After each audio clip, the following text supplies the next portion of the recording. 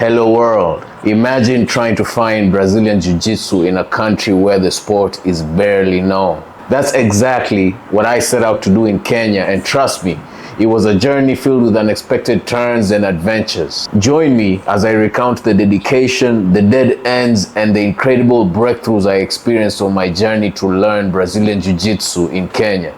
Let's get right into it. So my journey into Brazilian Jiu-Jitsu started in a situation that called for the protector in me before he knew he was even there. I was in a nightclub with my younger sister, and someone who had previously sexually assaulted her walked into the club. I could immediately see that her mood changed. She pointed to the guy who was responsible for that, and he was a big guy, and I'm only 5'4", 60 something kgs at this time. I wanted to confront the guy, but I realized I didn't have any strategy. He was at least 5'9", and I had no combat skills at the time. So the most I could do was console my sister, but that feeling sat with me. I remember feeling useless, almost incapable of protecting my own sister. Not long after that, I left Nairobi. I quit my job and started my own business, which was a nightclub at the time. And there were many altercations dealing with the drunk people at the nightclub that prompted me to learn how to defend myself, or at the very least, subdue an individual in a way that they can't cause harm to myself or anyone for that matter. And so I went on YouTube and searched for Brazilian Jiu-Jitsu in Kenya. And the first thing that popped up was a documentary about a Brazilian Jiu-Jitsu team from Sudan that traveled all the way to Nairobi for 6 days, driving a beat-up van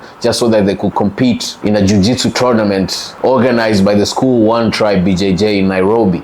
This was the first time I even found out that there was any Brazilian Jiu-Jitsu in Kenya. I also saw in the video that there was a team from Mombasa called Mombasa Sharks Jiu-Jitsu that was much closer to where I was and still am to this day, Voi, Kenya. And the weekend of that same week, I traveled to Mombasa, and what I saw amazed me. I saw high-class Jiu-Jitsu such that I didn't even know existed in Kenya, let alone Africa. And the skill level in that class was so high that I only worked the drills, but when I left, I called the head coach Imran and asked him if he can train me privately. He said he couldn't because he was held up. He pointed me towards his assistant coach, Sami Jeffa, who is the head coach of Riyadh Combat Club in Saudi Arabia. Alongside the nightclub, I had also opened a gym, but it was just a general purpose gym. But as I started training with Sami slowly by slowly, we bought our first mats, and we worked together with Sami for around a year and some months, managing the two businesses and training anyone who was interested in the gentle art. After those months of training together, Sami brought on his younger brother, Abdallah Jeffa,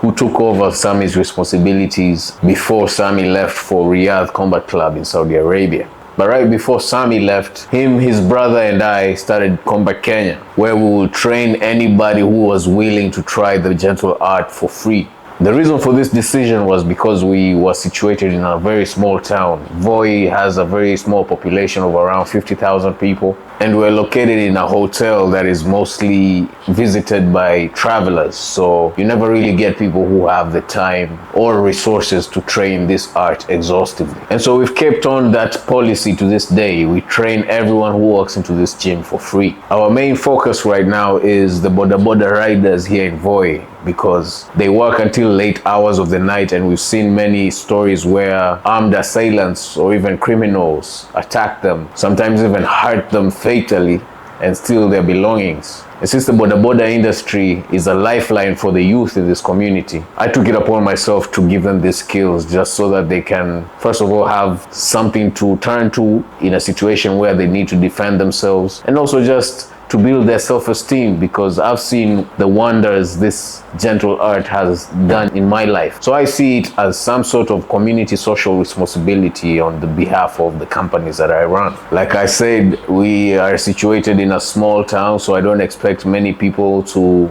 be aware that we exist. But the little attention we've got from locals or content creators or even just basic travelers who have visited us has really motivated us. So beyond the sweat, the drills, the takedowns, there's something special happening here in Voi. It's not just about fighting, it's about building a community. The people I've met through Jiu-Jitsu and MMA have become more than teammates. they become a family. Together, we've built a support system that goes far beyond the mats. In a small town like ours, this sport is giving the youth direction, confidence, and a sense of belonging. It's showing that discipline and respect can change lives one roll at a time. This is just the beginning. The vision for Voi's BJJ and MMA scene is bigger than all of us. We're building something that can inspire a generation. So if you're in Voi, come roll with us. Be part of the movement. Witness the transformation beyond the mat. If this content has been of any value to you, like, comment your opinions, and share the video. We will soon be holding a raffle where the winner will win a fully sponsored trip to come and train with us for the weekend. So join the movement, subscribe, visit Combat Kenya, and until next time, peace.